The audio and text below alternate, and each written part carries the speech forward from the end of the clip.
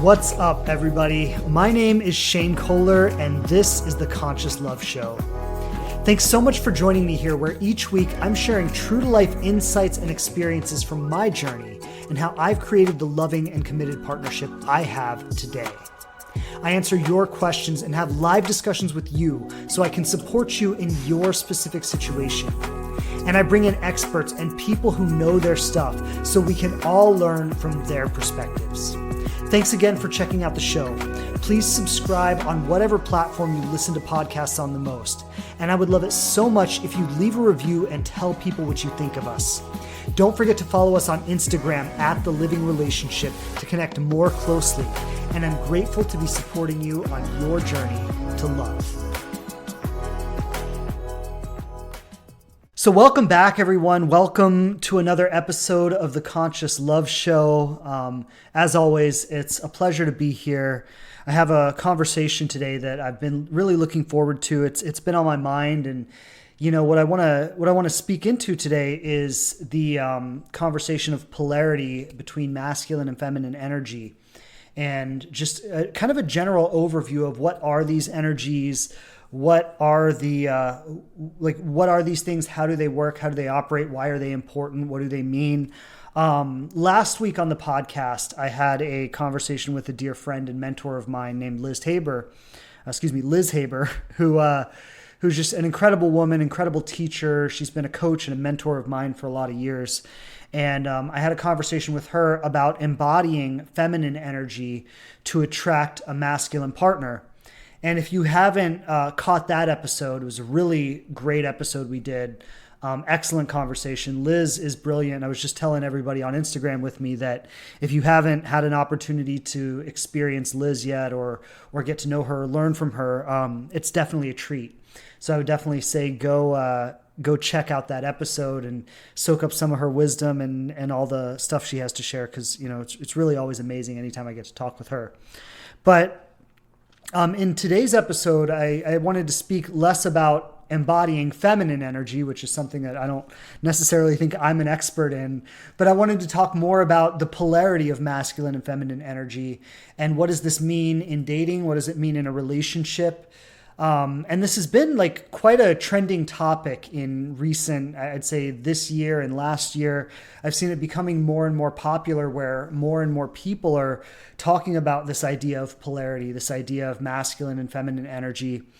And this is something that, I used to sit in trainings when I was getting my education, 10 years ago. And it was something that used to be talked about. And I've always heard it maybe a little bit different than the way it's presented in the media now. So I think I have a unique perspective to offer on this conversation. And if we want to just start by, exploring this, well, what is masculine and feminine energy? What does that even mean?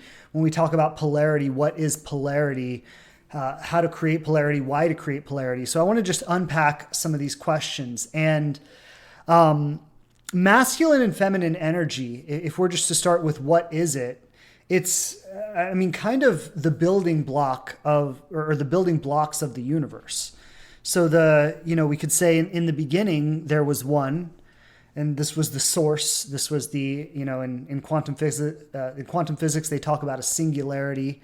They talk about, in the beginning there was one, and the one split itself into two, and then there were three, and then the progression just kind of followed that. But so if we could say the one split itself into two, so you could call that God or source or whatever you want to call that thing that started us all, the thing that started the universe, the thing that started creation.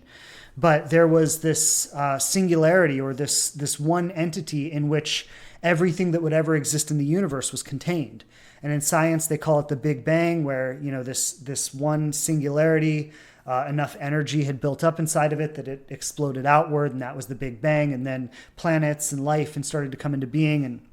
But when this one source, this one origin point of life in the universe, split itself, we could say it split itself into masculine and feminine energy, right? And then these became the two building blocks of the universe. And life is made up of the different combinations of this energy.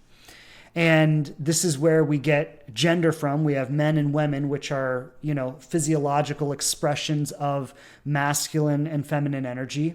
And of course, and it's important, especially in this day and age, to talk about how, we also have men, like physical males, that have predominantly feminine energy in them, right? We also have women, physical females, that predominantly have masculine energy in them.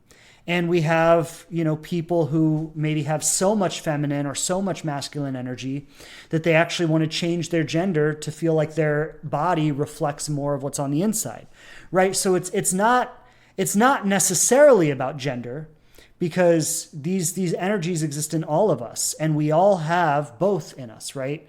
We all have masculine energy in us. We all have feminine energy in us. And that's whether you're a male or a female. It doesn't matter. We all have both. But we tend to predominate in one. And so if you have, for example, a man who might predominate in feminine energy, well, that might be a very effeminate man. Maybe he is gay, or maybe he's not gay. Maybe he's just a very feminine guy. And then you might have women who also dominate in masculine energy. And it's kind of obvious what that looks like. We've all seen women who express that way. But traditionally, and the way it pertains to probably most of the people who are listening to this conversation is that, women are going to be predominantly feminine energetically, and men are going to be predominantly masculine energetically. And I want to say, for anyone who is maybe in a gay relationship, or anyone who might be trans, or anyone who, might be on that spectrum in some way, this conversation absolutely applies, because these energies exist in all of us, and they shape how we relate. They shape our lives. They shape how we feel. They shape how we experience ourselves, how we experience other people. So it definitely is relevant for all people. But the way I'm going to have this conversation, or the way I'm going to frame this conversation, just for simplicity's sake, and just so we can really understand the way we're going to talk about it without getting it too complicated, or without going into every nuance of the conversation, we're going to talk about it. Whereas when we speak about men, we're going to speak about being predominantly masculine in their energy. When we speak about women, we'll speak about being predominantly feminine in their energy. And so anyone who may not personally express that way, you'll need to be able to take the underlying principles here that we're talking about and find out how they relate to you in your life and your experience, right? So if you're maybe a woman who is very masculine, or a man who is more feminine, or maybe you're gay, or maybe you're, in that domain in any respect, you'll need to take these principles and figure out how they apply to you and your situation. And when there is a masculine presence and a feminine presence, and each of these are strongly grounded in that presence, right? Be it masculine or feminine, there's a certain magnetism that exists between them. There's a certain polarity that exists between them. So if we're going to talk about a man strongly in his masculine and a woman strongly in her feminine, there's going to be a certain magnetism that exists there. There's going to be a certain energetic connection where it's not about they even need to talk, or they even need to know each other, really. This is like, a lot of times this is how, that kind of attraction at first sight happens. It's actually an energetic thing. And I've often said that I don't think what we call physical attraction, I don't really think it's about how someone looks. I think it's about the energetic vibrational signature that they put off, and how that interacts with our energetic vibrational signature. And when we experience that with someone, when we experience that kind of syncing up of our vibrational states, or our energetic states, and they kind of lock into each other and they connect. And then we look at that person and we go, oh, there's something about the energy that I'm feeling right now that makes me desire them, or makes me want them, or makes me want to get close to them, or touch them, or, be sexual with them in some way. That experience that we have is actually a vibrational, energetic experience. But because we interpret that experience through our minds, through our eyes, through our five senses, we say, oh, that person's sexy. I like the way they look. It's not actually about the way they look. It's about how we feel in their presence. It's about how our energies are mixing and connecting with each other, and how that feels inside of our body when that happens. And that makes us go like, oh, I like the way that person looks. But it's actually not really about how they look, because there might be someone else who might look similar, but you don't have that same attraction to them. And so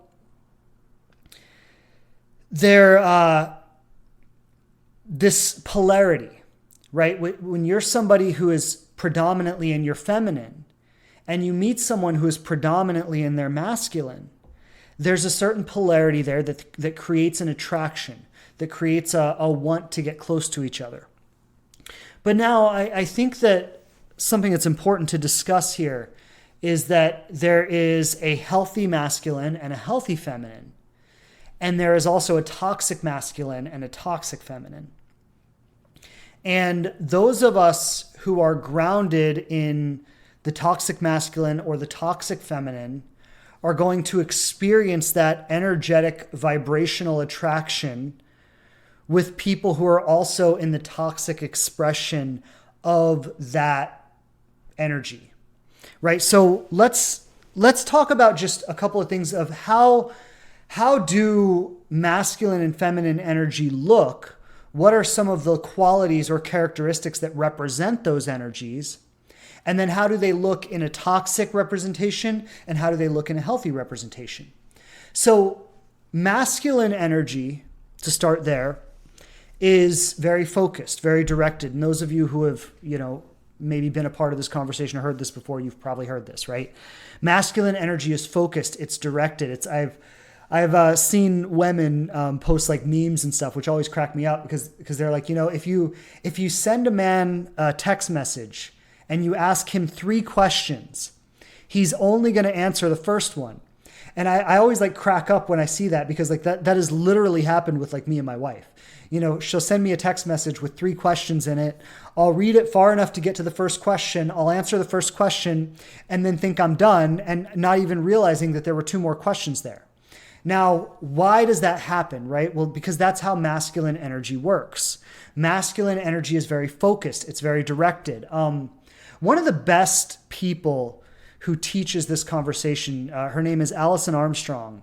And she's a woman who has spent her life studying the differences between men and women, studying masculine and feminine energy, studying how, different energies show up in different genders. And she's put together an incredible body of work around this stuff. But she has a book called Understanding Men and also a book called Understanding Women. And I've read both of them. They're both fantastic books. Because what she does is she just really breaks down some of these like fundamental differences in how we think, how we approach situations, how we operate. And it's actually hilarious. Like it just makes you laugh when you actually see like the way she lays all of this out. And it's just like so funny. Like, oh yeah, I've been experiencing this my whole life. I never realized why it was happening. I never realized that it was a difference between men and women. And sometimes we even get pissed off or annoyed about it. But it's like when you understand, like this is just the nature of humans and how we operate and how we, are in relationship with each other, and the differences between masculine and feminine energy. It's just, it's really cool to see it. And it's actually funny to like see, oh yeah, I've been doing that my whole life. I never realized it's just because I'm a man. Right.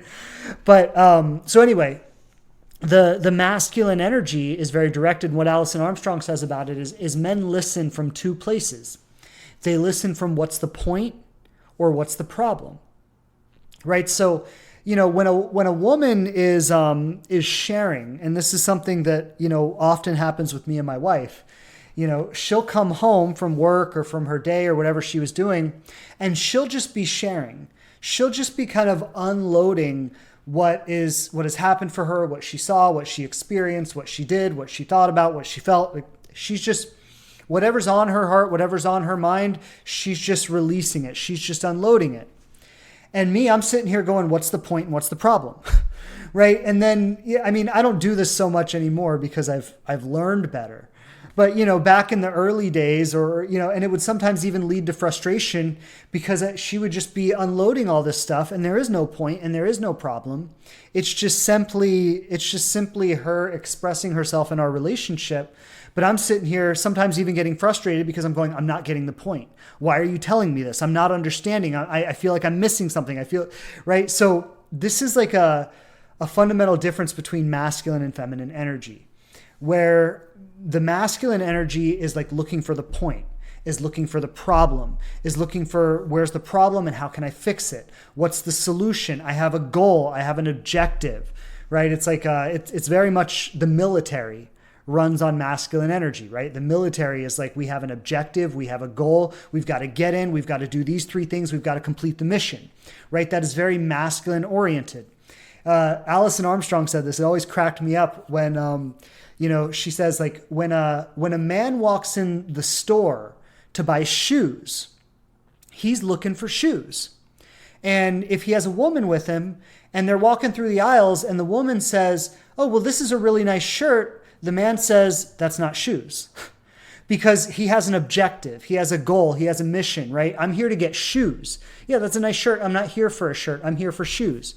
It used to drive me crazy when I would go shopping with like my girlfriends in the past, and I would be there with a list to try to get something, and they'd be like, oh, look at this. They'd be like stopping in the aisles trying to like look at every little thing they see on the shelves, and it would be driving me crazy. Like, we're on a time crunch here. We've got to get the shoes and get out, right? So these are some of the differences. Whereas the masculine has an objective, he has a goal, he has, something he wants to get in, get the job done, and get out. If there's a problem, he wants to fix it. And when he is disconnected from the feminine,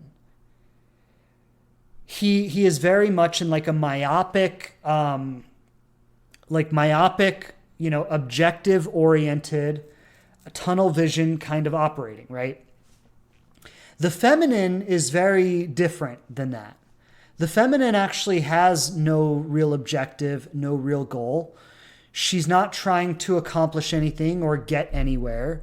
She lives in the moment. She lives in the experience of what's happening now, right? So when in a couple of the examples I gave where my wife comes home and she's unloading her day on me, or just, I don't mean that in any kind of negative way, it's just what she's doing. She's unloading everything that's happened, everything she's feeling, everything that's on her heart. She's just releasing it. She's just letting it out. She's in her feminine, just expressing herself in the moment.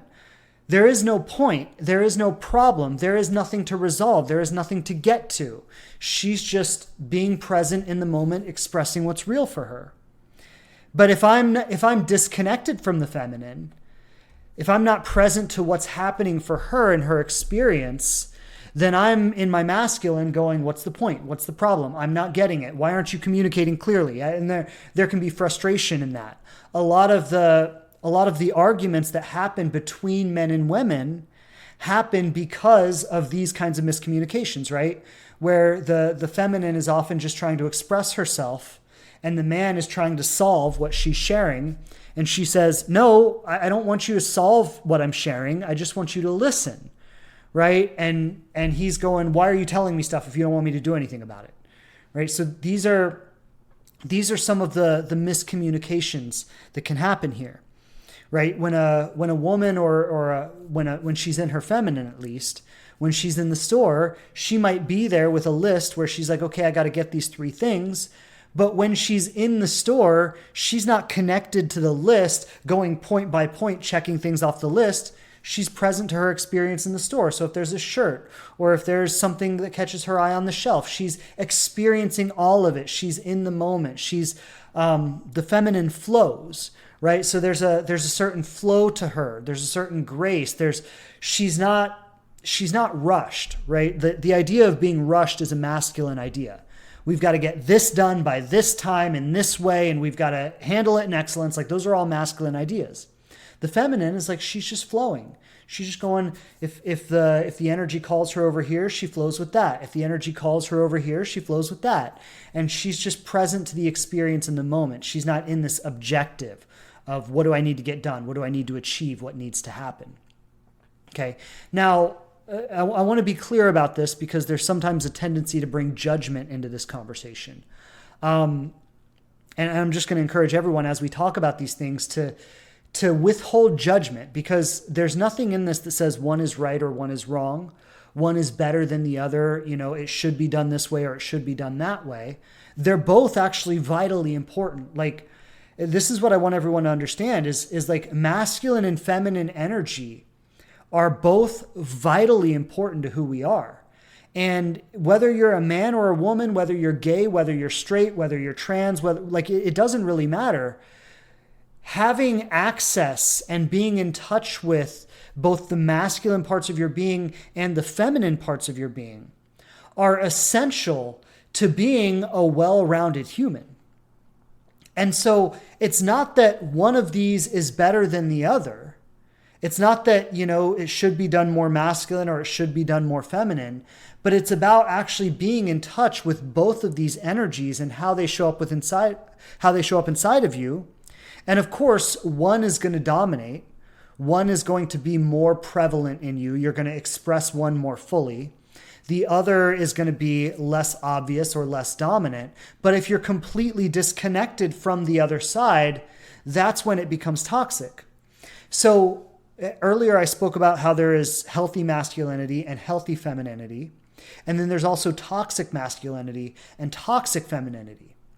And healthy masculinity and healthy femininity are basically when someone, so we could say like me, if I'm a masculine expressing person, right? I'm definitely a man. I definitely identify as a man. I definitely express in a masculine way. I definitely, am predominated by masculine energy. And yet I'm very in touch with my feminine side. And so that creates a healthy masculinity.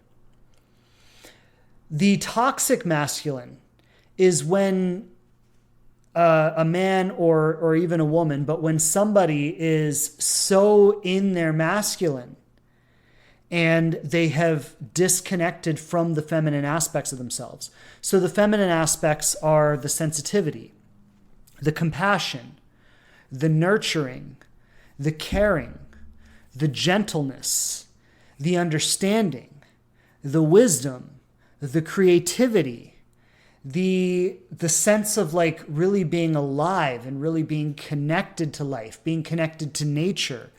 It's the holistic view of life, right? So I'm not just in my isolated experience, but I'm connected to the fact that my experience is related to everyone else's experience. And there's a holistic view of life and how we're all connected and how we're all related together, okay?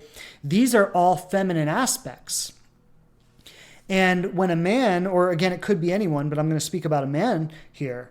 When a man is so in his masculine energy of achieving the goal, of completing the mission, of having an agenda and following through the agenda, of fixing the problem, of this focused, single-pointed awareness of like being task-oriented, wanting to complete the job.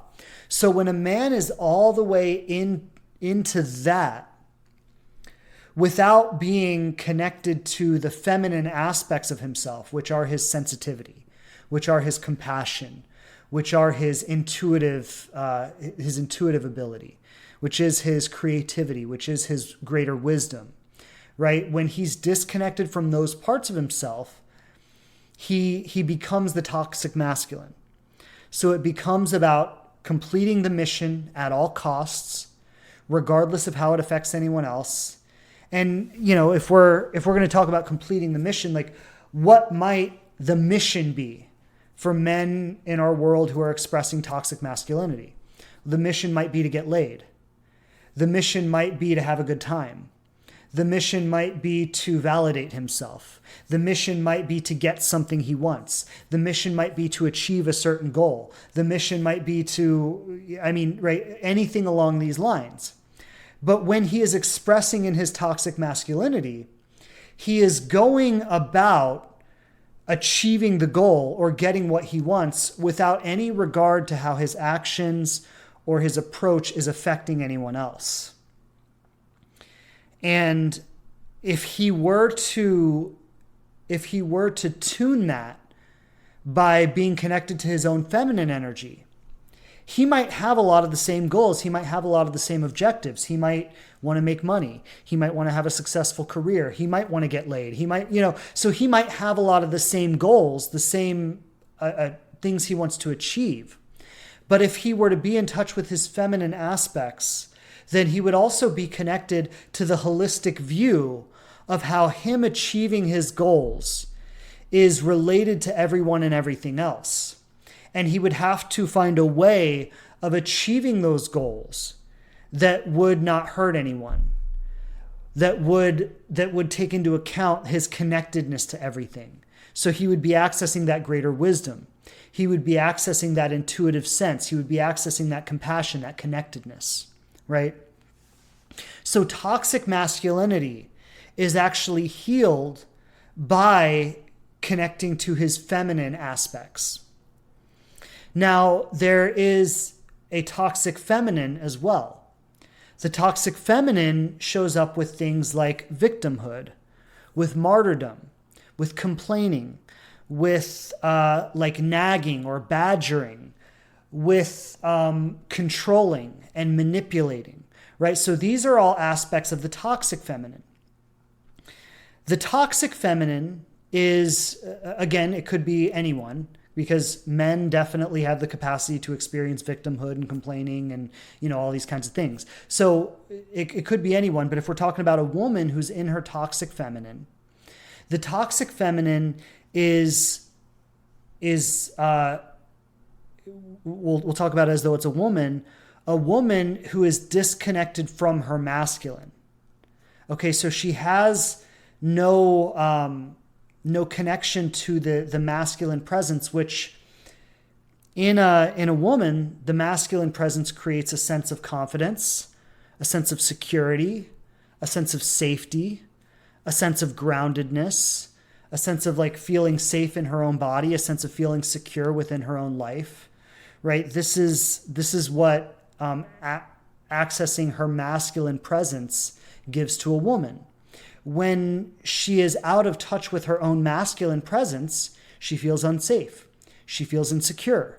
She feels unworthy. She feels alone. She feels unlovable, right? So all of the parts of herself that are going to allow her to feel secure, to feel strong within herself, to feel confident, to feel like she can stand on her own 2 feet, that's all going to come from her connecting with her masculine.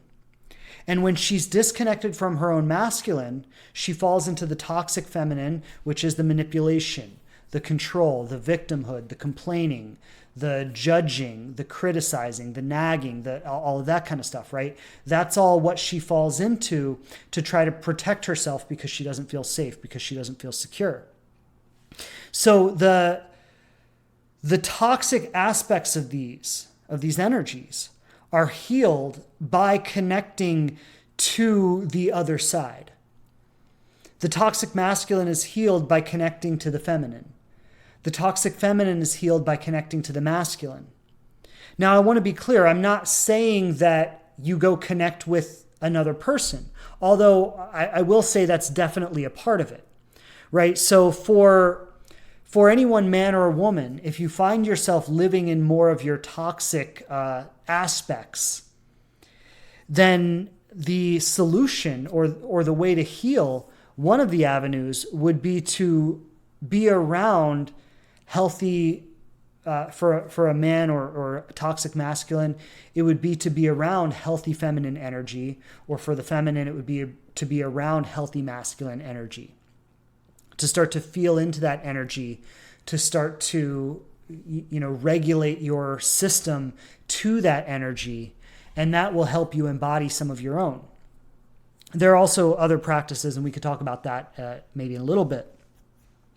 But what I want to say is that our world, and this is, when we talk about the patriarchy, what we're really talking about is the toxic masculine energy that has dominated our world. So, and I think this is pretty pervasive across the world, no matter what culture you're in. It might be less so in some cultures than others. But our world has been dominated by toxic masculine energy. And this is what the patriarchy is, right? People who are talking about bringing down the patriarchy, right? What they're talking about is like changing this toxic masculinity that rules the world. So what is that? Well, it is this achieve the goal at any cost, right? We have a certain objective, right? Which the objective in our world has been like control, domination, and profit. And so the major energy that runs our world is, dominate the resources, whether that's oil, whether that's, currency, whatever the resources might be, but dominate the resources. Everybody wants their country to have more power than other countries. This is all part of the toxic masculine, right? It is this domination, control, achieve the goal, achieve the objective at all costs. And so because on a large scale, our world is run in this toxic masculine energy, we as people, as on a microcosm, we are all swimming in the water called toxic masculinity. And so what happens as a result of this is, one, like everybody, men and women and everyone else, like all of us are to a degree living in that toxic masculine. It's culturally, it's woven into everything that we learn, everything that we are. It's woven into our movies and television. It's woven into our music. It's like, this toxic masculinity is just so pervasive in our culture. And the way that trickles down into our, the microcosm, into our personal lives is that, for the most part, we all live in a culture that places value on achievement. And so your worthiness is equated with what you do or what you produce, right? If you have a good job, you make a lot of money, you have a lot of things, you have a lot of success, your worthiness is equated with that. And if you don't have that, or, you're lower status in some way, then your worthiness is equated with that. And this is all symptomatic of toxic masculinity, right? This kind of equating worthiness to achievement. And you are what you do. This is all symptomatic of that, again, that toxic masculinity. And what we're really doing on the planet now, as we grow into a higher level of consciousness, is we're all growing into more of a validation of our feminine essence and learning to see that part of ourselves, acknowledge that, and value that. And this is for men and women both, right? We all need to kind of outgrow this toxic masculine mindset that has us live a life where, so much of the world dedicates the majority of their time to something that they don't even love. I mean, if you think about how tragic that is, like this is your life, which is your time, which is your energy, right? So your time is your energy. Like how you spend your time is what you give your life force energy to. And because of this toxic masculinity and the value systems that are established because of that, most of the people in the world are spending the majority of their time, the majority of their energy, the majority of their life force, giving it to something that they don't even love, something that's not even meaningful to them. And what this awakening, and I think COVID brought on this to a huge degree, this awakening of, when we were all forced to stay home and we were all forced to kind of rethink our lives and rethink what we were doing and how we were living. And a lot of people started quitting their jobs. I think they called it the Great Departure, right? But a lot of people started quitting their jobs, and a lot of people started finding side hustles, and a lot of people started online businesses. And, what was actually happening was there was a restructuring of our collective value systems. And people were starting to ask themselves, like, what's really important in our lives? What really matters in our lives? Like what, and there was a connected, there was a connecting to the depth of life and the meaning of life and the meaning of my life and the opportunity to be creative and the opportunity to be passionate and these are all feminine aspects, right? Where it's not just about the goal. It's not just about achievement. It's not just about the results, but it's about how do I feel in the journey.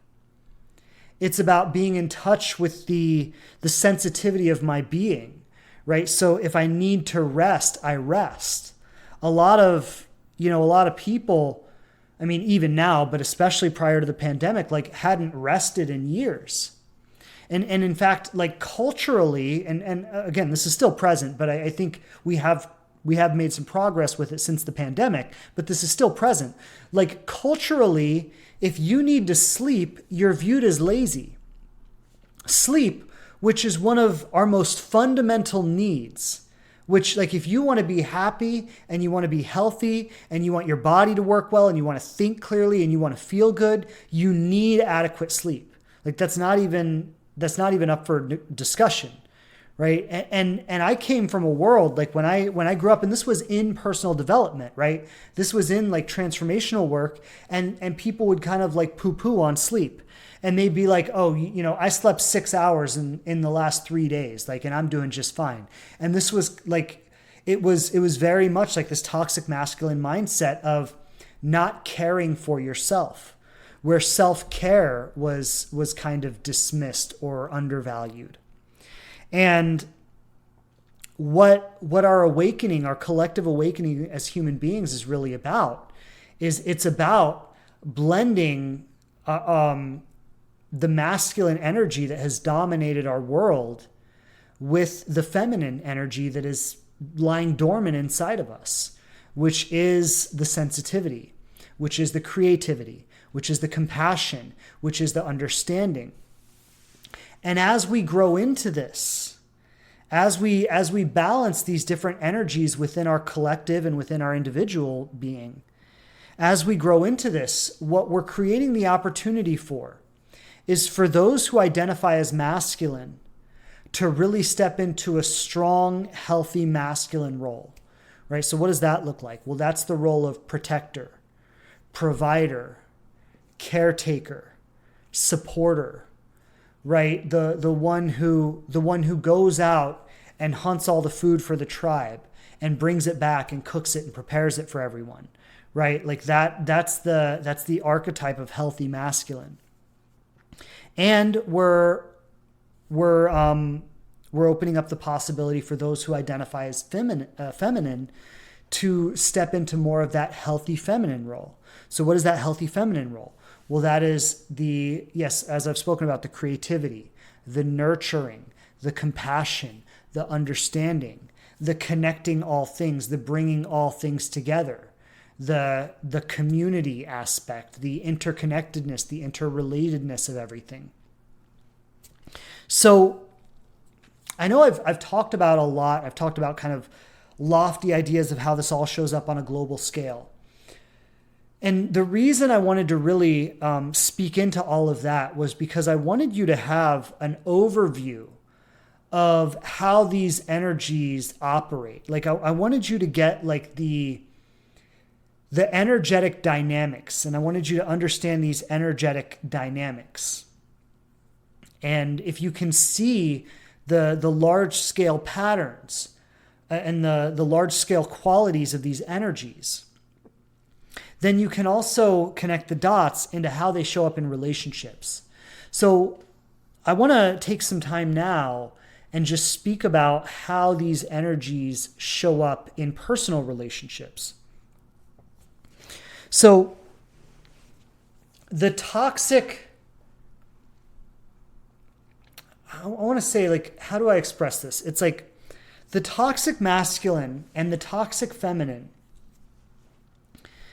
they kind of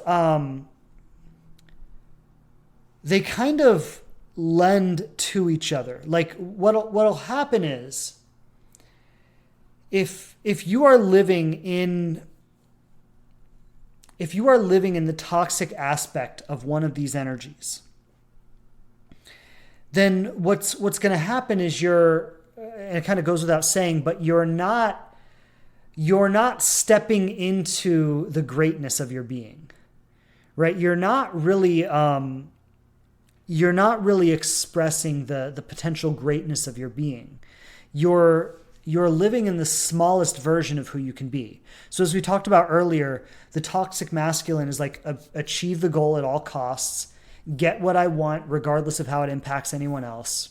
So a lot of, the questions I get are, and my audience is mostly women. I do get questions from men as well, but a lot of the women who reach out to me are asking things like, why didn't he call, right? In some form or another, or why did he disappear? Or why did he ghost me? Or, after we hooked up, why didn't he want to see me again? Or, these are the kinds of questions that I get a lot of. And what it often is someone who's experiencing the toxic masculine, right? So what this is somebody who was out to get what he wanted, who was out to achieve the goal with no regard for how it was impacting anyone else, right? So that is the toxic masculine. So these guys who are out there in the world living in the toxic masculine, now, like, how did they become this? Well, this is the energy they were brought up in, right? And it's the energy that they have been taught in every aspect of their lives, not just about relationships. So young boys especially, and young girls are taught this too, but young boys especially are taught to compete. They're taught to be better than the other boys. They're taught, and again, like young boys and young girls are really cruel to each other.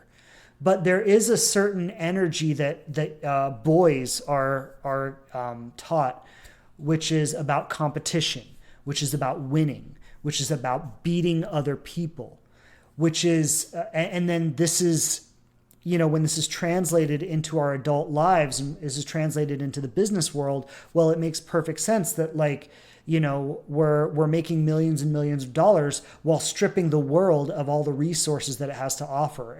It's a perfect translation to what we're taught as children and then how we embody that as adults. And how it shows up in dating or in relationships is that this boy who was raised being taught to compete, being taught to dominate, being taught to, achieve the goal regardless of consequence, being taught to deny his own needs and his own desires in favor of achieving the goal, right? So he might have needed to rest. He might have needed to sleep. He might have needed to take care of himself in some way, but he's been taught to ignore those intuitive messages and achieve the goal at all costs. So I don't care if you need to sleep. Get up at 5 a.m. and go run those laps, right? Like this is the culture that we've all been raised in. And so, and also I just want to say, like, he's also been overtly taught throughout his life to sleep with as many women as he can, because that's what makes you as a man. Or don't let a woman get the best of you. Don't let a woman, don't let a woman get power over you. So if you become too sensitive, which is his feminine aspects, right? If you get too sensitive, if you get too vulnerable, if you fall in love, if you let a woman have power over you, well, now you're a chump, right? So these are the messages that young boys are raised with. This is the water we swim in, all of us. And so when we get to be adults, yes, there is within every man this deep desire for intimacy, this deep desire for connection, this deep desire for heartfelt, vulnerable, being in tune and being in touch with another person, being seen, being held, being loved, being loving. There's not a single man on the planet who does not desire these things or want these things in his heart. But what men are struggling with in varying degrees, some men, maybe they had a very sensitive, tuned in mother like I did. And, fortunately, I've been more in touch with my feminine side because I was raised by a single mother, and she was very loving and affectionate and all those things. So those things aren't so scary for me the way they are for some men. But for men who did not have that, or maybe they had a mother who was loving and supportive, but they also had a very strong father who tended towards toxic masculine, right? Who shamed them for vulnerability, who shamed them for sensitivity. Now you have an adult man who might be 35, 40, 50 years old, who's been living his whole life achieving the goal at all costs, no awareness of how his actions impact others around him, no awareness of the holistic connectedness of everything. He hasn't developed his ability to be compassionate or in tune with other people's emotions, and he's been taught to never let a woman get the best of him and to not feel too strongly. And now here he is out in the world trying to have relationships because relationship is fundamental to who he is, and he craves it in the same way that everybody craves it. But he's got all these blockages that have been built up throughout his life. And so what he actually needs to do, well, before I get there, I just want to say, so women might be meeting men like this, and they might be, really trying to do their best to be a great person and a great partner and showing up and being awesome and going like, why the hell, what's wrong with me? Like, why didn't he call me? Like, I'm awesome. I showed up awesome. We had a good time. We had a connection. Well, like, you've got to understand, this might be what's going on for him, right? So like, what could be happening and the reason he didn't call might be because he did actually like you. And he was afraid of how much he liked you. And it's easier for him to go out and keep chasing people or keep, chasing those quick hit experiences, or maybe, your power and the power that you showed up with was intimidating for him because he's not connected enough to his own feminine to know how to handle a strong feminine presence, right? And so he needs to be in his toxic masculine, which vibrationally syncs him up to the toxic feminine. So he needs to connect with a weaker feminine presence because he's intimidated by the strong feminine, by the empowered feminine, right? So these are... What I really want to communicate here is that, like, there is a lot of complexity to this.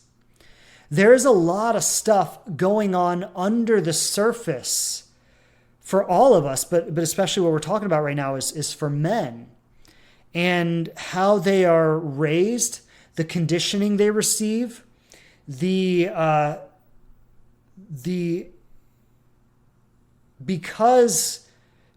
culturally, men are taught that to be manly is to be the toxic masculine. It requires an incredible amount of courage on the part of a man to be willing to challenge that toxic masculinity, whereas all the men in his life might be living in that toxic masculinity. And he has to choose to get in tune with his feminine side.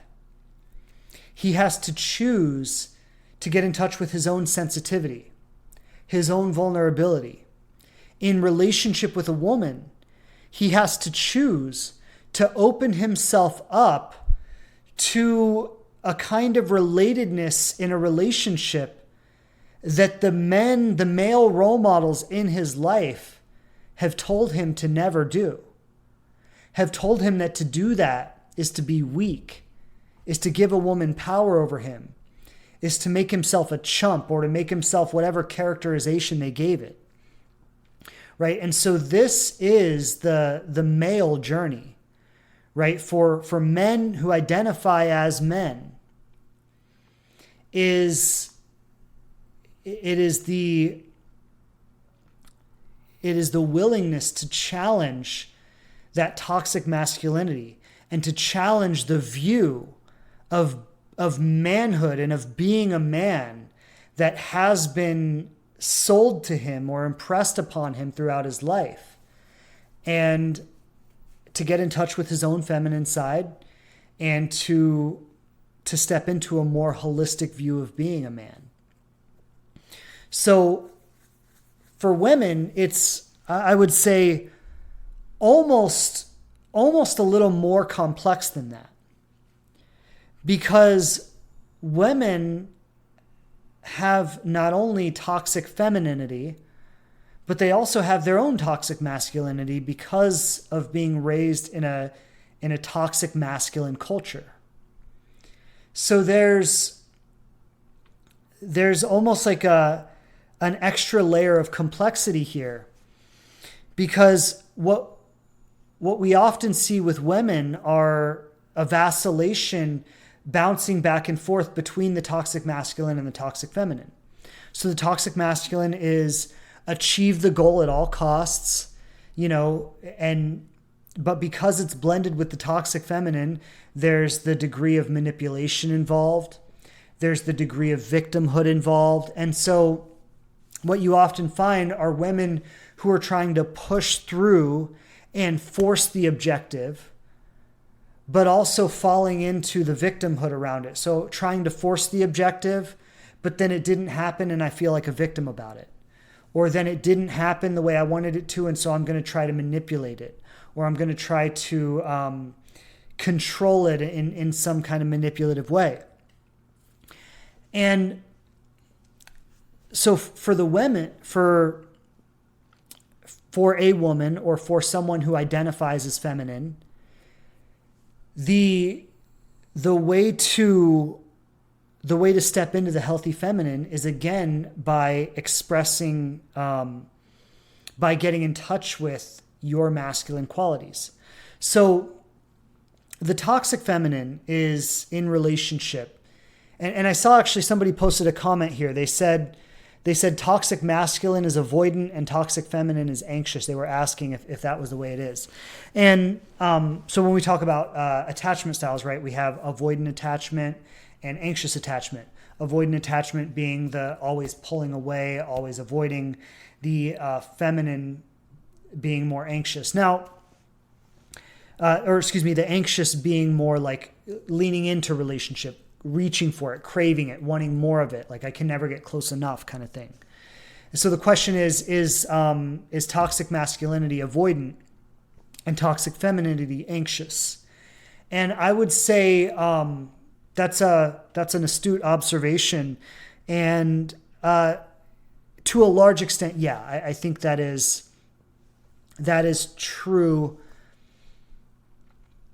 But I think, there is some nuance there, and I'm not going to be able to go into all the nuance of it, but I think, that those are themes that can be observed in a large way. So yeah, we could say that the toxic masculine is going to be more of the avoidant role, and the toxic feminine is going to be more of the anxious role.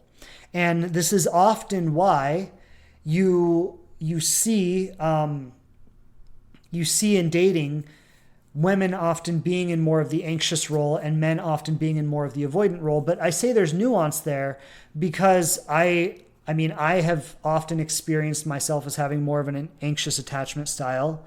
I have often have women in my programs who experience more of an avoidant style, right? So, that could be due to a predominance of masculine or feminine energy, but it could also just be due to the way you were raised and your upbringing and the way attachment formed when you were younger. But I'll just suffice it to say that those are themes that can be observed. But the toxic feminine in dating, like, she's going to show up as being very insecure, as being very inauthentic, as feeling not enough in some way.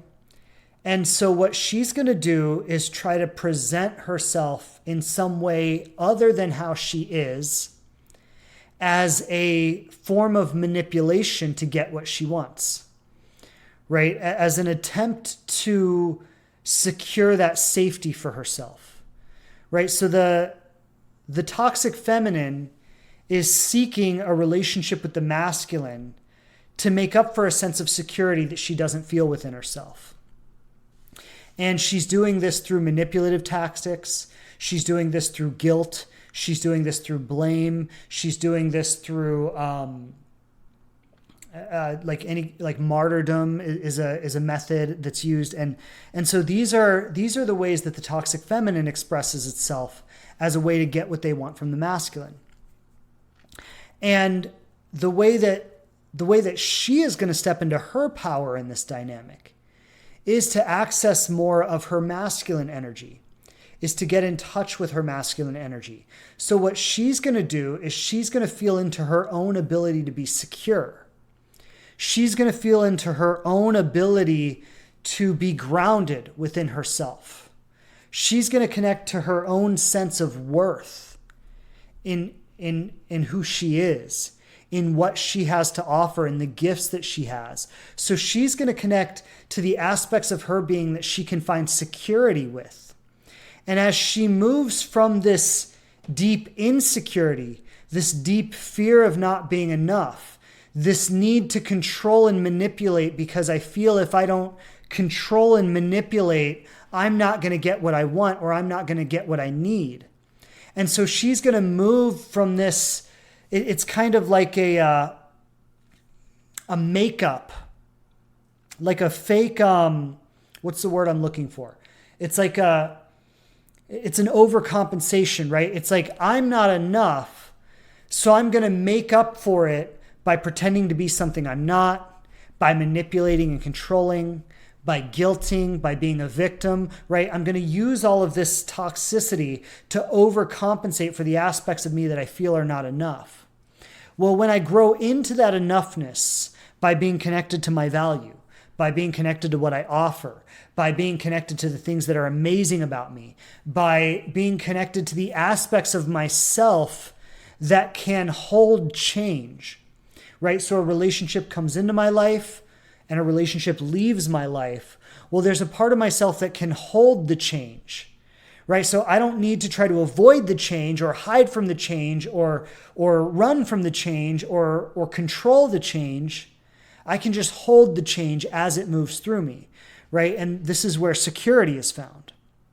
Now, these are all healthy masculine aspects, right? So by the toxic feminine connecting to the healthy masculine, which is the energy of being a protector, being a provider, being secure, being able to stand on my own 2 feet, being grounded in who I am.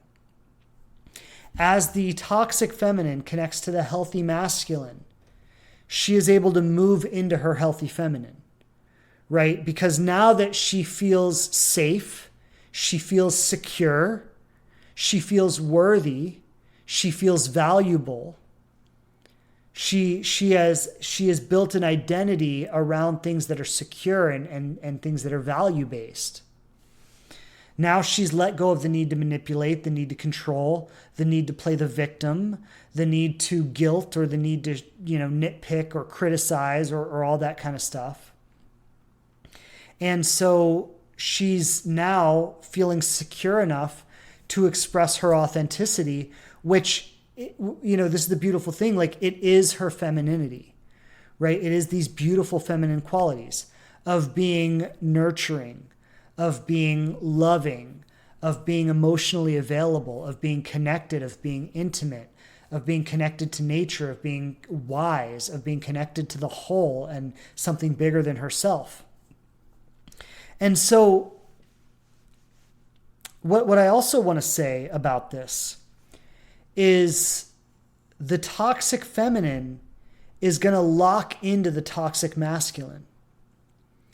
Because the toxic feminine is essentially rooted in an insecurity, in a not feeling safe, not feeling secure, she's going to lock into a version of the masculine that reinforces that feeling of insecurity and not being enough.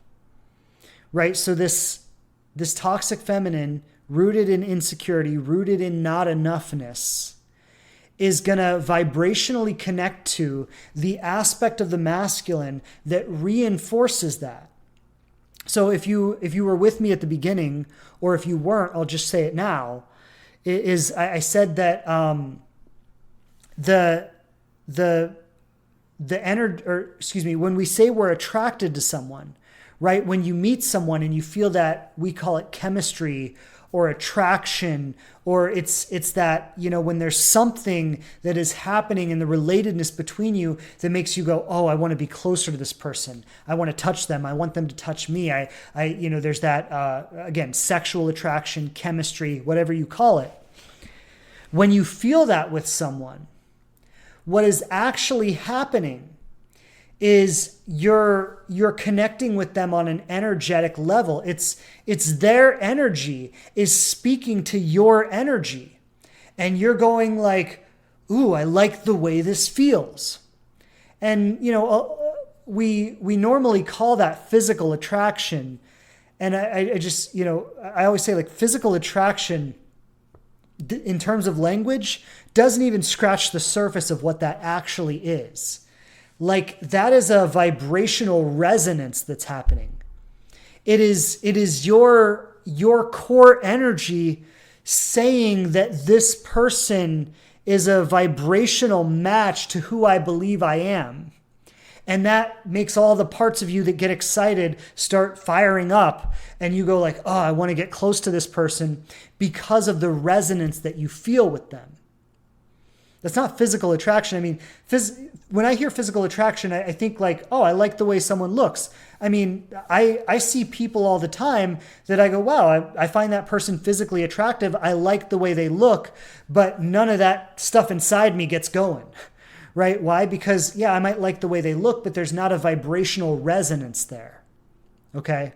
So when you are in the toxic feminine, which is rooted in an insecurity, a not enoughness, which causes you to want to manipulate, which causes you to want to control, which causes you to want to guilt and go into martyrdom and go, all these different things that we see in the toxic feminine, right? When you are in that energy, you are going to be attracted to the version of masculinity that reinforces that energy, which is the toxic version.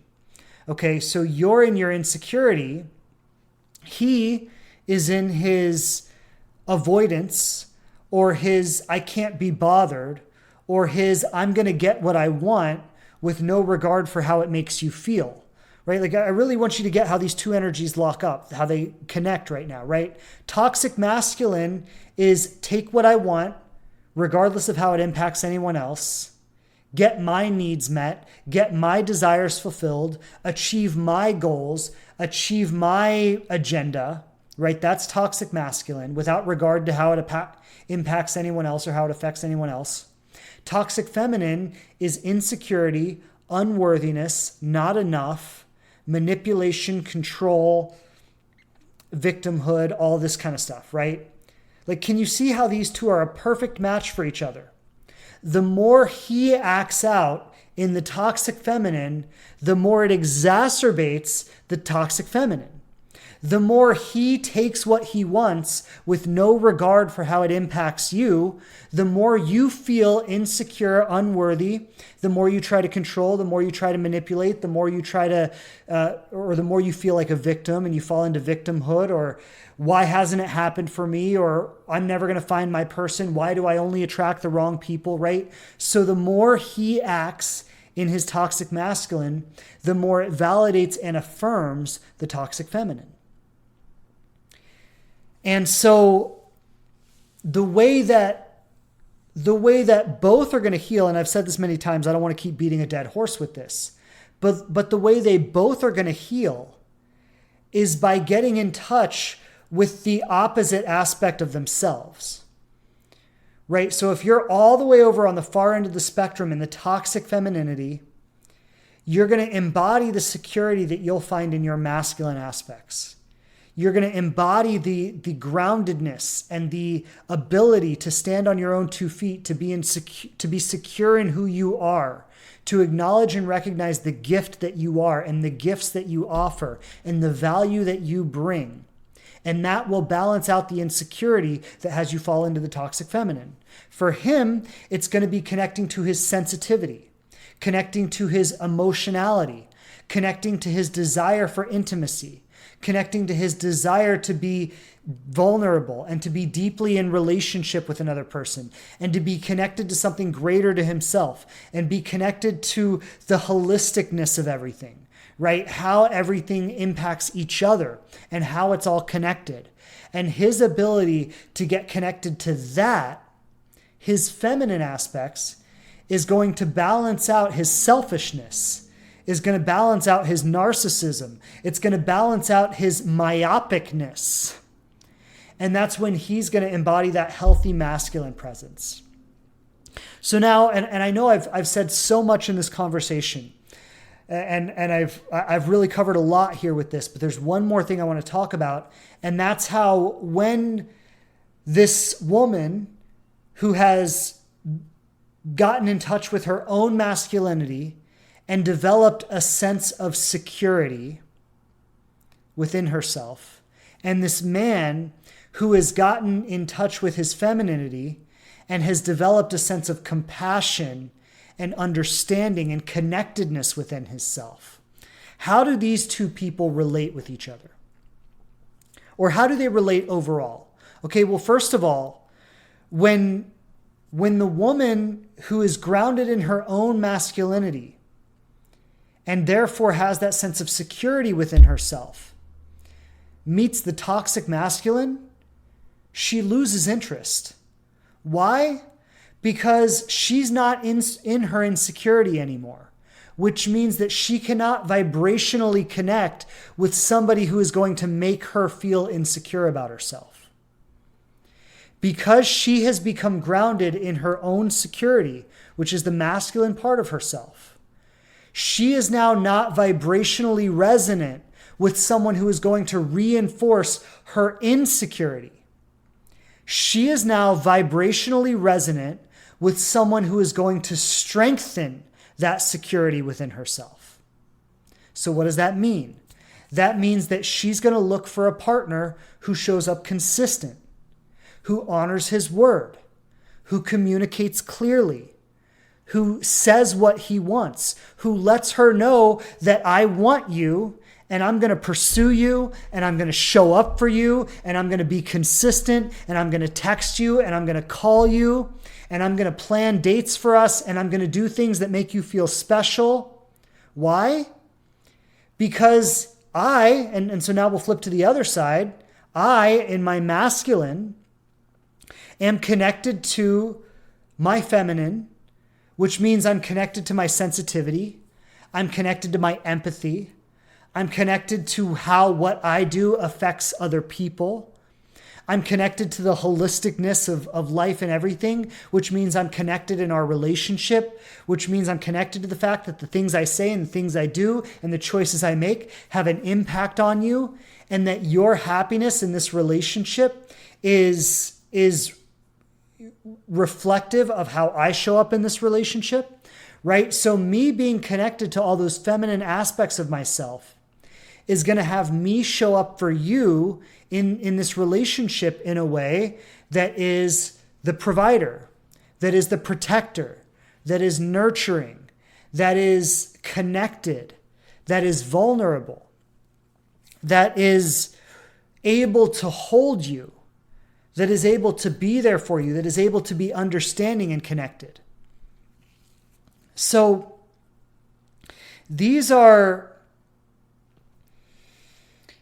this is how we heal, and this is how it shows up when we heal.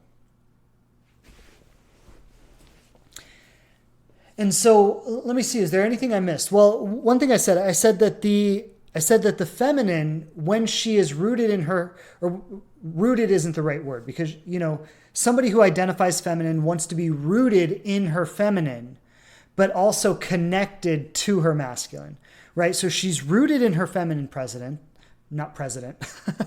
She's rooted in her feminine presence, and she also has a connection with her masculine presence, right? Rooted in her feminine, connected to her masculine. He is rooted in his masculine, but connected to his feminine. Okay, so now when he experiences a woman who shows up in her toxic feminine, which is going to be, I'm trying to force you into a relationship.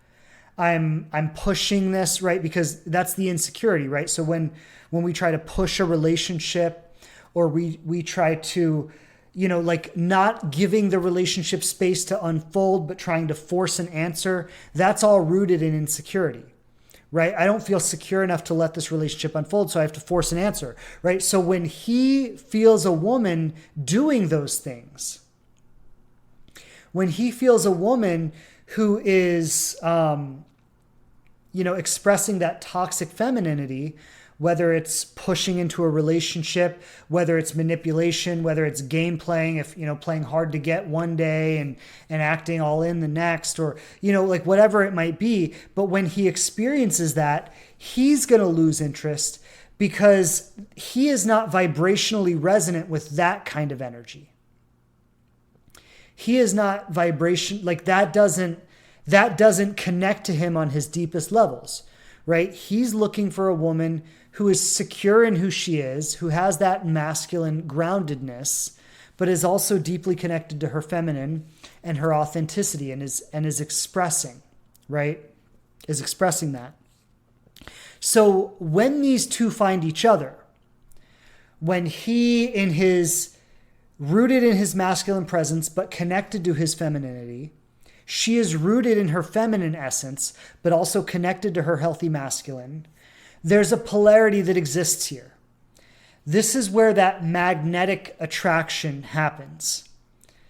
This is where it's like but not the kind of magnetism that happens between two toxic people, because there is a toxic polarity too, right? So this is a different kind of attraction where it's not like, and it feels different too, because it's not like, oh my God, I need you so much. Like almost this, when it's the toxic attraction, there's almost like a desperation in it. Like I need you. This kind of attraction is different. It's like, I don't need you. I am perfectly content where I am. You could come, you could go. Either one would be okay with me. But I do want you. And it's actually like, I'm not even afraid to say I want you. It's like, I want you. Can I have you? I mean, maybe not in those exact words, right? But like, I remember and I've often shared this story. I think I even shared it on the last podcast I did.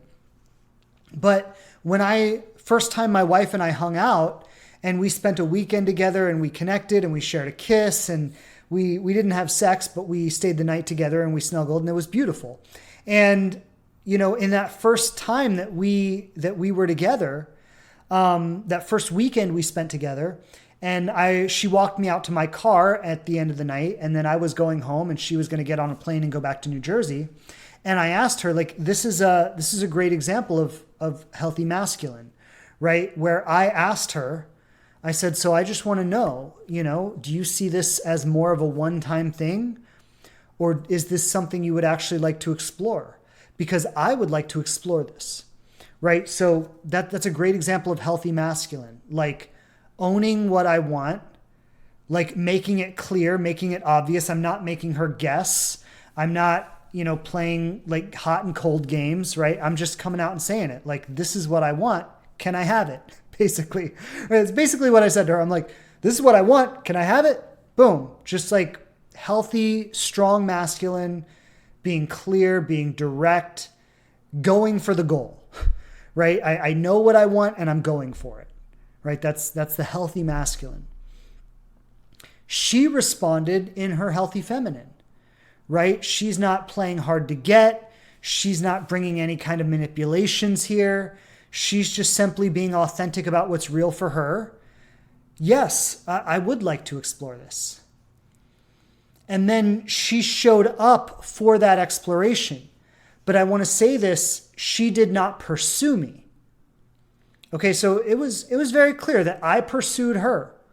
A lot of the time, I would be the one reaching out, but she would reciprocate, right? So when I would reach out, I always got an enthusiastic response. And I don't want to say that she never reached out, okay, because she did. She would often just out of nowhere send me a picture, a selfie, or just say, how's your day going? Or plan a surprise or plan something special. So she would reach out from time to time, but she definitely let me do the pursuing. And there was definitely an energy in that like it was clear to me that if I didn't show up and make it obvious that I wanted this and that I was going to work for it, that she wasn't going to put all the work in. That if I didn't show up like I wanted this, that she was going to let it fail. But when I did show up like I wanted this, she rewarded that effort. And actually, this is what I'll end with this, and then I'll open up for some questions. But this is something that I remember my wife and I, this was actually right after our wedding. I'll share this. Fuck it. If this offends people, then they can just unfollow me or whatever, or stop listening to the podcast. But so this was right after our wedding. And if you know the story of our wedding was insane because our wedding got canceled, first of all, because it was literally scheduled for like 2 weeks after the shutdowns happened with the pandemic. So I think the shutdowns happened right before my birthday, which is March 27th. So they happened right before my birthday. And our wedding was scheduled for April 17th. Okay, so like literally just a few weeks. And so we had to cancel our wedding 2 weeks before. Then we made plans to elope to Montana like a couple months later with a group of friends. And we ended up having like this spontaneous wedding that just like came out of nowhere. We planned the whole thing in 2 weeks. We had some of our best friends there. And it was like this tiny little wedding out in the middle of Glacier Park in Montana in the mountains. It was the most beautiful setting I'd ever seen in my life. And our friends like showed up and they all brought decorations, and we rented a reception hall from this hotel. The hotel wasn't even open, but we convinced them to let us rent the reception hall. And like our friends came in and decorated, and we were able to get a caterer to cater the event. We had this beautiful wedding that just spontaneously occurred like in 2 weeks out of nowhere in the middle of a pandemic. It was like one of the most miraculous experiences of my life. But anyway, I digress there. Some of our friends, as our wedding gift, this shows you, who our friends are. Our friends brought us some certain plant medicine for as a wedding gift. And so I think it was like 2 days after our wedding, we went out to Lake Bowman in Glacier Park, Montana. Anyone who's ever seen Lake Bowman, it's like one of the most beautiful scenes I've ever seen in my life. And we took the plant medicine. We spent like 4 hours, maybe 6 hours on the side of this lake, just sitting in front of the lake and the view and the mountains. And it was like one of the most beautiful experiences of my life. But then we're driving back, we're sitting by the lake for like 6 hours. And then we're driving back down, and we started talking about masculine and feminine polarity and these dynamics. And this is when we actually came up with this. So I told you all of this to get to this point, and this is what I'm going to end with, is this dynamic of challenge and reward. And this is something my wife and I came up with together. And this is how, what do I want to say? It's how you activate the energy to have a man pursue you. That's what I'll say.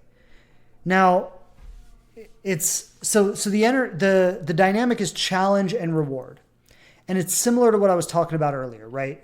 So when my wife and I started dating, she challenged me. And when I say challenge, I know sometimes that word can be misinterpreted. She wasn't bitchy. She wasn't nasty. She wasn't harsh. She wasn't difficult. Okay. So Like when I say challenge, don't take it to mean those things. But what I mean is she wasn't easy. Okay, she was clear about who she was. She was clear about what she wanted. She like frequently would challenge me to step up in our relationship. And it wasn't like, listen, you need to do this or I'm going to be out of here, blah, blah, blah. It wasn't like that. That's like totally bitchy and nasty. And my wife was never like that. But what she would do is she would have conversations with me sometimes. And she would say, this happened or that happened. And I'll share this example. I often share this example where she brought up to me one time about how I was traveling a lot for work at the time. And I would, be in North Carolina one day, in New York City the next day, in South Florida the next day. And, she was saying to me how it was concerning for her that I traveled for work because long term she wanted to have a family and she wanted to have kids. And she didn't want to end up in a situation where she would raise the kids by herself, right? And so she actually literally brought up this conversation, and it was within the first couple months of us dating. She brought up this conversation of, I just want to talk about like, how do you think we might handle that down the road if we end up getting there? Like, how might we handle that? Because I'm really afraid to end up in a situation where we have a couple kids and I'm at home all the time with the kids and you're always gone. And that's not the kind of life I want to have. And so what she would do when I say she challenged me was she wasn't just like, yeah, whatever you want, it's all cool. Let's live life on your terms, right? She wasn't like that. She was like, no, I have terms too. I have things that are important for me. And I really want to find out if this relationship can meet my needs. If this is a relationship that I can be happy in long term. And if it's not, then I'm going to let this relationship go. And so this was how she challenged me. And she did this in many ways. And, I don't want to go on and on because we've been going for a while now. So I don't want to go on in all the different examples. But my point is that she wasn't easy. She didn't make this relationship easy for me. She challenged me. And what she was doing was she was finding out, and like, I commend her for this. I think it's amazing that she did this. She was finding out, are you going to be the man who can step up and provide the life I want to have? And not like I was going to provide it for her. Like she wasn't a participating person in this, but she was challenging me to find out, like, are you going to be the man who's going to step up and co-create this life with me? Or are you going to be another little boy who's going to be a pain in the ass to me, right? Like that's what she was figuring out. And I commend her for that. And what I want to say, the other side of this is that when I would step up to one of her challenges, she would reward that effort. And it's not like a tit for tat. It's not like, okay, you did this, now I'm going to reward you with this. Okay, you did this, you get a cookie. I'm not a dog. She wasn't giving me a treat. Okay, it's not like that. But there was a certain energy in our relationship that the more I stepped in to being that masculine presence that she wanted to have in her life, the more she showed me how much she appreciated that. And the more she showed me how grateful she was in this relationship. And the more she found like creative ways to like show me how much me being that space in her life was appreciated. And so what there was this very natural, energetic dynamic in our relationship where she was calling me to pursue her. She was calling me to be the masculine presence that she wanted in her life. And the more I stepped into that, the more she rewarded that. The more she showed me how much she appreciated me being that for her. But she wasn't going to be the reward without first calling me into that challenge.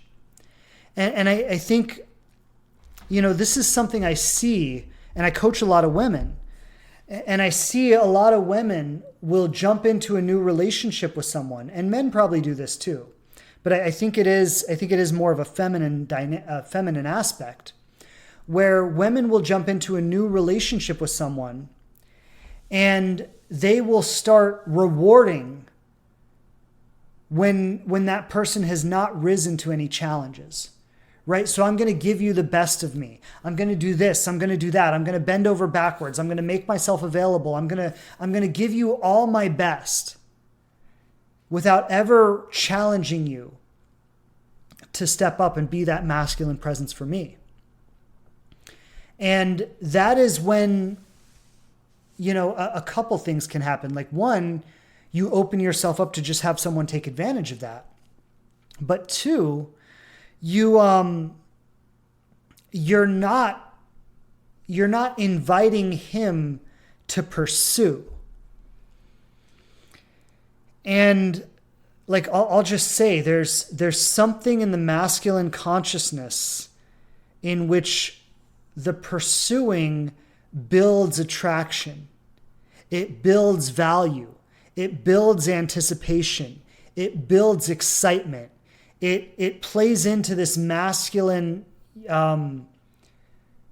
approach of work towards the goal, right? Which is, as I said, that is the masculine consciousness, right? It's work towards the goal. It's achieve the goal. It's get the job done. It's complete the mission, right? And so that's where I think this masculine need to pursue comes from. He doesn't really want it all, just here you go, have it all, right? He wants it in stages. He wants to work for it. He wants to pursue something and work towards something and build something and have be able to sit back and reap the benefits of his work. I think that is a part of the masculine consciousness very much. And what I'll say too is, like, as I think about it, that has never really ended in our relationship. There's always been something new to work towards. And there's always been like a new level that this relationship has been calling me into. It was the level of being a boyfriend. And then it was the level of being like a committed partner, and we're engaged and we're going to get married. And then it's the level of being husband. And now it's like, we're buying a house, we're moving. Like, now it's going to be the level of like homeowner and like, really like all of this, everything that comes with that. And then, we're planning for a family. So it's going to be the level of father. And so, it's really interesting. Like, the way our relationship has been, there's never been an end to the pursuing that's been happening in our relationship. I've been continuing to pursue that next level of the masculine presence that I can be in this relationship. So, I think I'm gonna end with that. And I know there's a lot here, and I've gone for almost an hour and a half, and there's just so much here that I feel like I could still just talk about each of these things for another hour. There's just so much nuance to all of these different aspects. But what I want you to take away, if there were a couple of themes that I could just distill from today's conversation, is, one is that there is a toxic aspect to masculinity and there's a toxic aspect to femininity. And we are all going to have those within us, especially if we haven't done any work, right? It's like, look, the world is dominated by the toxic masculine. We've all grown up in the patriarchy. Okay. And the toxic masculine perpetuates the toxic feminine. And so we are all going to have these, a part of us. And so wherever you experience your toxic masculine or your toxic feminine, the ways to heal that are to connect to the healthy aspects of the opposite sign, right? So I don't know if sign is even of the opposite energy. That's a better word. Sign is not the right word for that. But so if you're in your toxic feminine, you would connect to being that protector, that provider, that safety, that security, right? And that will help you heal and grow out of your toxic feminine. If you're in your toxic masculine, you're going to connect to the sensitivity, the understanding, the compassion, the love, the connectivity, the creativity, right? And that's going to help you balance out those rough edges of your toxic feminine. The more you grow into the healthy aspects of your masculinity or your femininity, and the more grounded you become in your femininity or your masculinity in a healthy way, the more you become the vibrational resonance for a healthy masculine or feminine opposite, right? The more you will naturally resonate with that healthy energy. The healthy masculine is going to show up as a protector, provider, honorable, caretaker. The healthy feminine is going to show up as the nurturer, the mother, the kindness, the generosity. So in relationship, there's a certain polarity that happens between these two. This is where attraction occurs. This is where sexual charge occurs, right? And I want to say, like, sexual charge definitely occurs between the toxic masculine and the toxic feminine, but it also occurs between the healthy masculine and the healthy feminine. Okay, so I think I'm gonna stop there. I have seen a few questions come in, and I know I've gone for quite a while now, so I'm only going to have maybe just 15, 20 minutes to take questions, but I definitely want to answer a few of them because there have been some good ones coming in. So let me just take a moment. I'm going to find one or two questions to speak into here. So I want to start with this question from Jojana Eva. And she asks, is it toxic to want to have access on your man's phone? So let me share this. My wife and I have had complete access to each other's phones since day one. At any time we want, we can pick up each other's phones. We have the passcode. We can open it up. We can look through it. That being said, I have never once looked at her text messages or emails or anything. As far as I know, she has never once looked at mine. You know, if you're at a place in a relationship where you want to have access to your partner's phone, I would say there's probably something else to work on there. You know, like let me put it this way. Like, my wife and I have an open door policy in our relationship. And this is something we've discussed since day one. It's like, if you want to go, there's the door. And yeah, we might have a talk about it. Like, you know, if my wife were to come to me today and she were to say, I want to leave, I want to find a new relationship, I want to be single. If she were to say that to me, like, I wouldn't just be like, okay, there's the door. I'd be like, are you sure? What's going on? Can we talk about it? Like, tell me what's going on. Like, let's, you know, are you open to saving this? Like, would you like to go to therapy? Would, you know, like, I would definitely have some questions. I would want to talk it out. But if she were like in it, like, I am clear, I am done, I do not want this, I want out, I'm just done, then I would say there's the door. Like, I just would. Like, there would be nothing in me that would want her to stay for me, to make me happy. Like, no, go find your happiness. And I know she would be the same way with me. And yeah, it would hurt, and I would have to cry it out and go to therapy and work through it and do everything on my end. But I would do that because I would want her to find her happiness.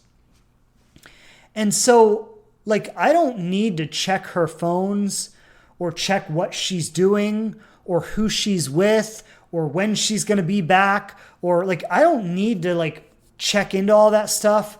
I don't like, you know, my wife works with her ex-husband. She's actually probably with her ex-husband right now as we're talking because they work together. And so she goes into the office 1-2 days a week. And when she's there, she sees him. They worked together when they were married and they never stopped working together. They've worked together all these years. They got divorced 10 years ago. Okay. Like, I don't need to keep her away from her ex-husband. She has ex-boyfriends. Like, we're actually going to go have dinner with her ex-boyfriend and his wife Thursday night this week. And, I don't really talk to any of my exes that much, but there have been times when an ex of mine reached out to me. And I remember an ex of mine reached out to me one night and she's like, hey, I'm moving to Mexico. I'd love to see you before I go. Can we get together? And I was like, yeah, sure. Let's go get ice cream. And I told my wife, I was like, hey, I'm going to meet up with so-and-so for ice cream. And my wife was like, awesome. Have a great time. And we went out and got ice cream. And that was the last time I saw her. We haven't talked since, other than maybe, shooting a comment on Facebook every now and then. But the point in all of this is we don't need to micromanage what the other person is doing, because the other person can do whatever they want. If they don't want this, they are free to go find something else. And because we have a relationship that has been built on choice and mutual commitment, we don't have those kinds of fears in our relationship. We don't have those kinds of jealousies. And so if you're in a relationship where you have those kinds of fears and you have those kinds of jealousies, like, I have to assume one of two things. One, either your relationship is not built on the right foundation and you need to restructure your whole relationship, which is something you can do in therapy. So I would suggest getting a good therapist and restructuring this whole relationship. That would be my first recommendation. Or if your relationship is really solid, but you just have some trauma that is making you be insecure when there's no need to be, then you've really got to address that before you destroy this relationship. So is it toxic to want to have access to your man's phone? Well, I would say it is a quality that is representative of the toxic feminine. It is, because it's based in insecurity, it's based in fear. So it is a quality that comes from that. Now, is it absolutely toxic in and of itself? No. Like, my wife and I have been coaching couples, and there have been couples who are rebuilding trust after a period of infidelity, right? And so in a situation like that, I have recommended, like, okay, so for a period of time, right, you're going to give your partner complete access to your phone, and they're going to be able to look through it anytime they want. Why? Because you've broken the trust, right? And they don't trust you anymore. They don't believe what you say anymore, right? Because you have ruined that. And so now you need to go through a period of time of earning that trust, of earning back that ability for them to believe what you say. And if something that is going to support them in doing that is for them to go through your text messages every night and see who you've been texting and what you've been saying to them, and that's going to help them build confidence in you, then, that's not necessarily a horrible thing for a period of time. But ultimately, if the relationship is going to have any chance of real success, it can't be like, let me put it this way. Any relationship that is going to have any chance of real success cannot be founded in you trying to control what the other person does or doesn't do. Like, at some point, you are going to need to trust, because, honestly, if they really want to do that, they can have a private messenger that's encrypted that you don't even know about, that's hidden on their phone somewhere, or they could have a second phone that they keep hidden from you, right? So, like, you wanting to go through their messages is just a Band-Aid. It's not a solution. If they really wanted to hide it, they would find a way. They would do it in their emails. They would do it so just, this is where you've got to be wise enough to see that if you need to control him, there's a bigger problem there. And I want to say the healthy, integrated feminine would not be trying to control who her man texts or when he texts him. She would be having the difficult conversations with him to find out if he's the kind of man who can provide the safety and security that she needs in a relationship. And she would be challenging him to step into being that man. And if he wasn't stepping into being that man, she would be getting ready to let him go. Right? So this is actually a great example of contrast, right? Toxic feminine, give me access to your phone, give me access to your emails. I'm going to call your exes. I'm going to tell them to stop calling you. I'm going to control and manipulate the situation. Toxic feminine versus healthy feminine is, I want to know if you're going to be the masculine presence who can make me feel safe and protected, who can make me feel honored, who can make me feel valued and appreciated. I'm going to challenge you to step up and be that masculine presence for me. And if you're not going to do that, then I'm going to get ready to let go of this relationship. So those are like, actually, that's a really great example of contrast between healthy feminine and toxic feminine. So thank you for the question. Beautiful question. And just sending you so much love. Okay, question from Jojo NV7. Thank you for the question, Jojo. She says, how can we meet these men? And I want to speak into this one because, I will say that, ladies, you have maybe slightly more of a challenge here. And I don't think, it's like some people, especially on social media, go around saying there are no good men out there. All men are narcissists. All men are toxic. It's not true. Okay. I mean, I did an interview series, which actually I should put this up for sale one of these days, but I did an interview series, a couple years ago where I interviewed 20 honorable and committed men to find out how they committed, why they committed, when they committed, what made them commit, to hear their journey of, really healing their toxic masculinity and becoming ready to commit to a feminine partner. Right. So I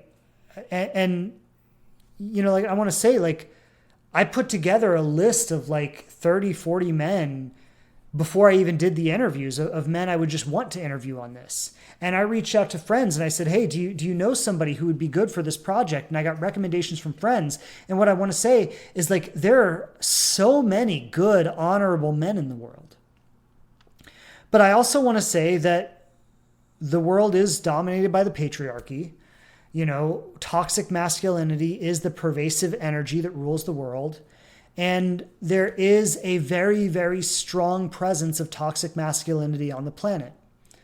So I do want to acknowledge that, ladies, I don't think it's to the extent of there are no good men out there. It's impossible. No, I mean, I hear it all the time from women I'm coaching where I met a man and he's in AA. And, he might be in his 50s and, he's in AA and he's been in recovery for 10 years and he's turned his life around and he's really working on being a positive masculine force in the world. Right. Or here's this guy who, runs a men's group and, and he's, so I hear these things all the time. And these men really are out there. But the question is, where can we meet them? Right.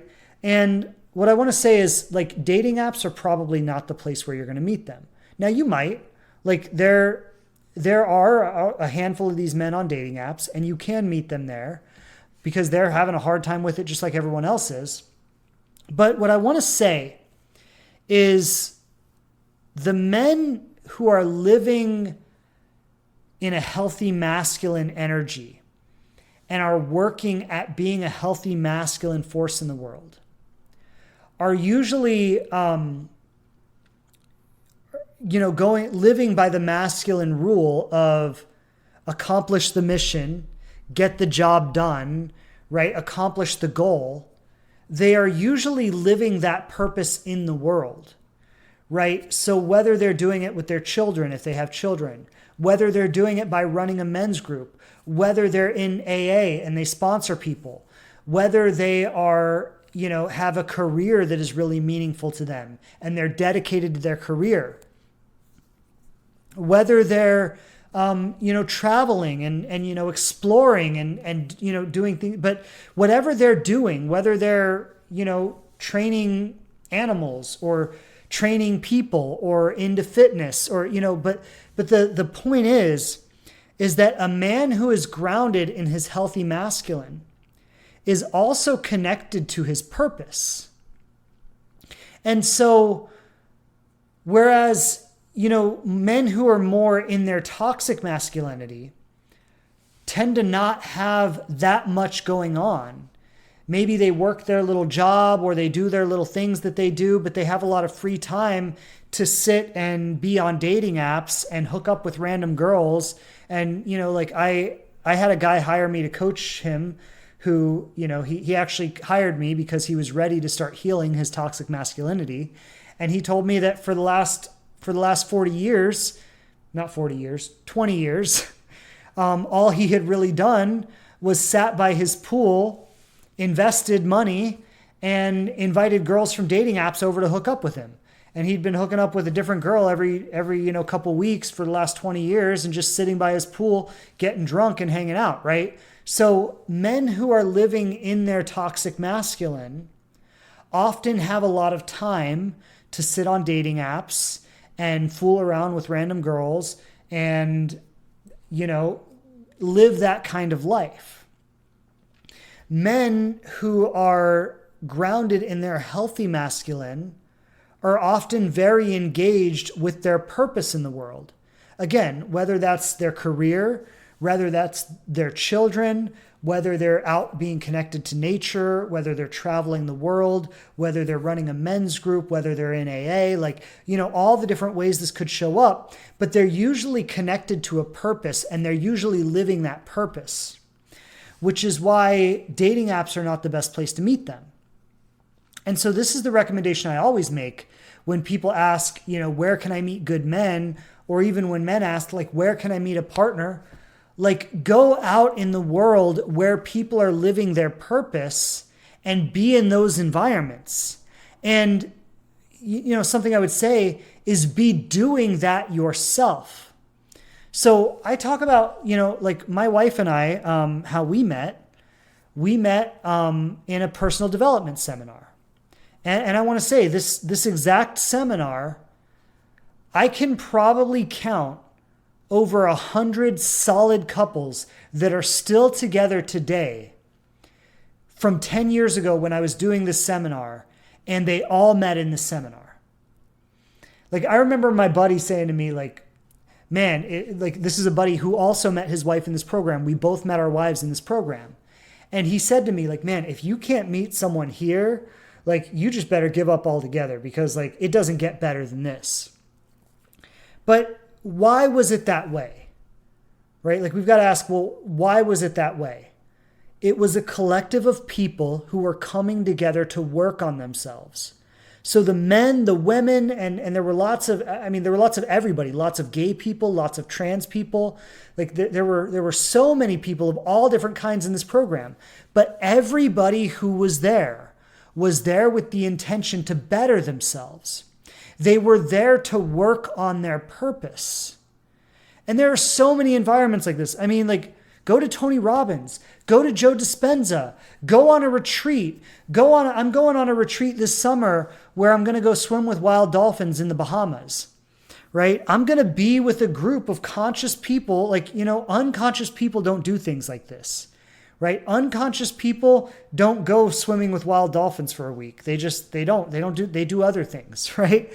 So if you go to the environments where healthy, conscious people are following their passion, are pursuing their goals, are, enjoying themselves, are improving some aspect of their life, if you're going to places like that and you're doing it not to meet someone, because that's a big pitfall, right? If you go to these places to meet someone, well, you're going to be the weirdo on the outsides who's only there to meet someone while everyone else is jumping in and engaging and having a great time together.